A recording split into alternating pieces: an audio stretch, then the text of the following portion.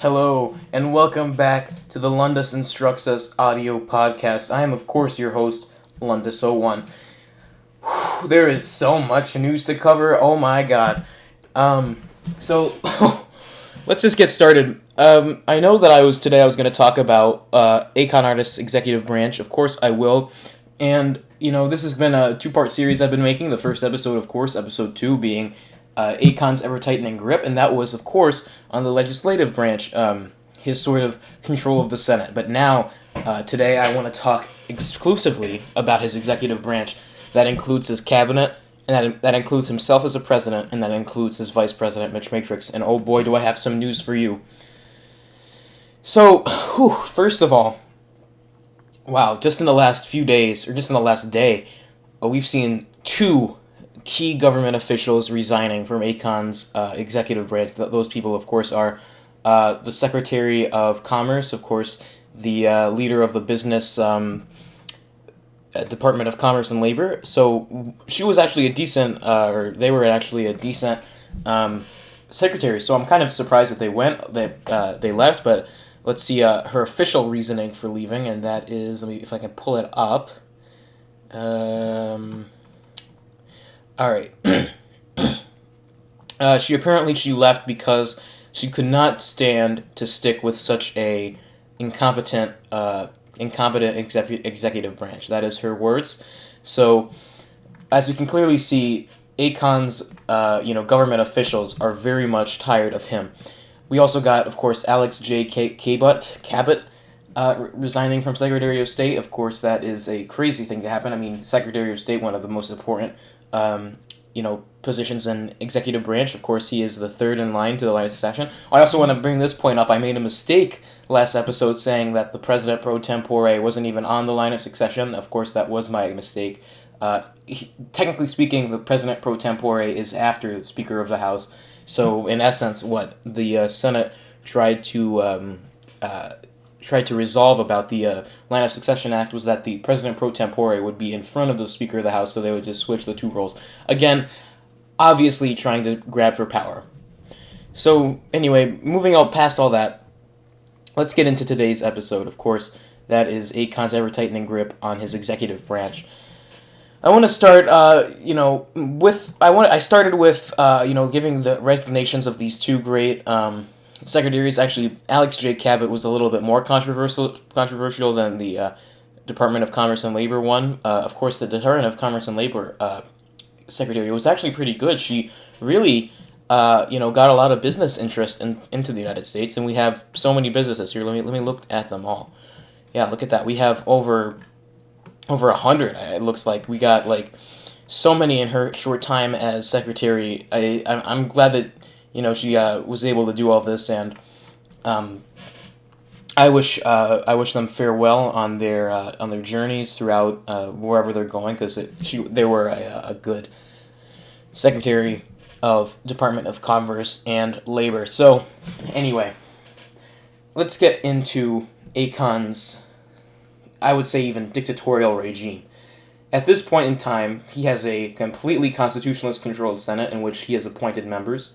He has a completely loyalist executive branch, all of which are loyal to him in any way. With this new bill that's being put through the House right now that would completely rearrange the line of succession, he could even if he were impeached on various criminal charges and his vice president was impeached, more on that later, then they would have a loyalist JSJS as president. So I don't think this is a good idea. Of course, I've already made my point on that. So Acon Artist is, in essence, building a surrounding of loyalist people. I have a feeling that in the next few days he'll just declare himself the dictator of the American roleplay, because what he's doing is he's just making a completely it's the personality cult around him. It's like people cannot stand to see him be criticized. Of course, the Department of, and I don't know exactly what department released this poll, but there was a sort of census released by, let me see if I can pull it up, by the Department of Oh yeah. Okay. So the DoCal census. That's what it was. So the Department of Commerce and Labor released a poll, just a few, I believe, just yesterday, that was a vote on sort of how American people were feeling about their government approval, about their government officials. And let me tell you, the American people don't seem to like people in government right now. Only out of the entire judicial branch had no positive supporters. The entire only all of the executive branch had no positive supporters except for President Acon artist. Of course, we all know he's a botter. He's a botter. He's an alter. I'm sure that he's rigged the election in some way because we know that you could have submit multiple responses, and of course, I don't think there's any sort of filtering on a census. So, um, we see now that Acon is just so desperate to keep himself feeling good, feeling like he has no criticism that he's just rigging DoCal censuses now. It's not something that I particularly like. But moving on to his executive branch, I want to pull up right now some of his executive branch, like some of his cabinet here, because I want to share the best story for last. That is, of course, I have some breaking news on Vice President Mitch Matrix. Stick around for that. But anyway, of course, the cabinet of Mr. Acon Artist is completely destroyed. I mean, I don't know half the people on his cabinet anymore. I mean, I only know like Yiddish, but to be honest with you, I'm not really a big fan of Yiddish, so the only person I can really comment on is Lion Claw 33. Of course, I've mentioned him. I'm not a huge supporter of Lion Claw. He, of course, ruined Bayan Filipino's presidency with his horrible press secretary, his job as press secretary, and I think that a lot of people don't like him for that. But anyway, his executive branch, of course, is just filled with people who aren't doing their job. I feel like the only executive branch cabinet member who did their job was that secretary of the Department of Commerce and Labor. I believe now that she's gone, that it's just the group is truly screwed. Is that there's not going to be really anything else left. Another thing I kind of want to mention quickly is the military situation going on right now. That is, of course, that a lot of officials from the military have been kicked out of the military, banned from the military. Various members of the military have been removed for a new military to be formed. Of course, under the control of God knows who. We don't know any information about leadership. We don't know any of the information about who truly is in charge of the United States military. It's all just a mess right now. It's that Acon has had a failed presidency. I remember the first episode I ranked each president of the United States by a letter grade. I think originally I put Acon at a C.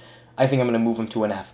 He has single-handedly, I think I could even go on a limb and say he's worse than Bayan Filipino. He has single-handedly ruined this nation with a plague of inactivity. His incompetency leads to all of his good cabinet picks leaving, like Carl L. Schultz and the Secretary of DoCal and Alex J. Cabot. But he insists on keeping various horrible cabinet picks, such as like White Claw 33, in very good positions. So I think Acon will be the death of this nation. That's just my prediction. We're just going to have to hold out for 4 months because, Jesus, we are in such a shit show right now. We have no idea what's ahead. But anyway, I want to move on. One of the final things I'll talk about today before I head off, of course, I apologize. I made a promise yesterday that I would not have I would have guests, but yeah, I kind of rushed to make this because there's just so much stuff going on that I wanted to just make this as quickly as possible. But you have my absolute word that next episode, I already got 2 guests in line. We'll have guests on the show. So, but the last thing I want to talk about is some breaking news. I talk as if I'm a news channel, but I really am not. From a person who wants to remain anonymous, 2 senators actually contacted me about this. Both of them wish to remain anonymous. And they kind of disclosed some information to me, and this is pretty big information. I may show the proof here. I may not, but if you want the proof, just DM me, because there is so much proof against the Vice President of the United States, of course, Mitch Matrix. So let's get into it. Mitch Matrix, without voting, there was a resolution of, as you know, to dismiss the motion of impeachment against the president. However, there was never a motion to dismiss the impeachment of the vice president. However, Mitch Matrix, being the president of the Senate, moved the status in the Senate Trello of impeachment of the vice president to failed, even though there was never any vote on it. There was never any sort of vote on it in the Judiciary Ethics Committee, I guess in the Senate. So what Mitch Matrix is pretty much doing is he's adding more fuel to the flame. He is a certified criminal. Here, let me even show you. I might as well bring it up. Actually, I don't think I will. But here, just DM me if you want the proof. He has made it as if here actually let me bring it up. Let me see if I can bring it up. Hold on one second. I'll be right back once I have that up. All right. So as you can see here. For all my, of course, this is on YouTube only, not on Spotify yet, so all of you that are watching this right now can at least see that this is what's going on. You see here that there was the H.Res.5, the impeachment of the vice president, passed committee and passed House. However, Mitch Matrix moved the card without any vote from awaiting the Senate to failed items. That's right. He just sneakily made it so that he would get out of hot water, even though he knew that he was in the wrong. This is something that is breaking news, I believe, that this is very incriminating evidence against Mitch Matrix, and we could even see a new vice president in power after I bring this up with the House of Representatives. This is something that is very, very big news. However, I want to quickly talk about, let me just, hold on. I want to quickly talk about what this could mean for Mitch Matrix, and I think that this is something that's big. I mean, of course, as you can see, that he's very clearly trying to divert blame away from him. He's trying to see if he can just sneak out of this sort of impeachment trial that's been happening with him and Acon, and it's criminal. And I think that if the House of Representatives is smart, of course, it will pass any bill that will allow the impeachment of the vice president. And if the Senate is smart, even though it's controlled by constitutionalist Acon puppets, I hope that they can pass this bill as well. But anyway, that's my take. I've already given you my personal opinion. That's all that's been happening right now in American Roleplay. Some people are starting to lose faith in the group, but I'm still here, and I'm still gonna be a House of Representatives member. Next episode, I'll promise I'll have guests on. Next episode, I want to talk about the House of Representatives, and of course, this is something that hits close to home for me because, of course, I am a representative. And how we have 12 items sitting and pending, but a Speaker of the House that will not act on any of it. So, if that is all I have to say, that is, I will see you all tomorrow, right back here at 3 p.m. Thank you so much for watching, and God bless you.